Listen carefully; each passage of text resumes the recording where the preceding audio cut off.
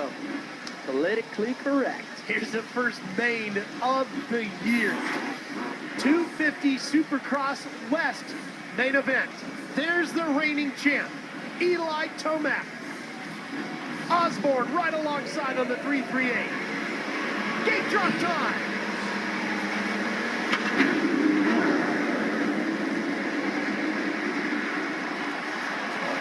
From the outside, once again. That seems to be the way to go. Oh, they're right over the bars, and they all pile in. That was Jesse Nelson once again with the hole shot from the outside.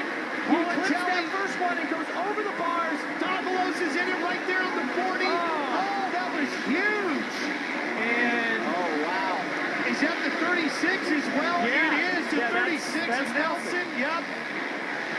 Take a look at it. Here. I don't know if he misses a shift or if he tries to stay low on the little double and just comes up short. Oh, he's like a neutral or something. Well, yeah, No. Oh, then somebody went right over it. And that caused chain reaction. I believe that was Baggett. He's 17th right now. You'll watch right here. Yeah, he just holds the front wheel.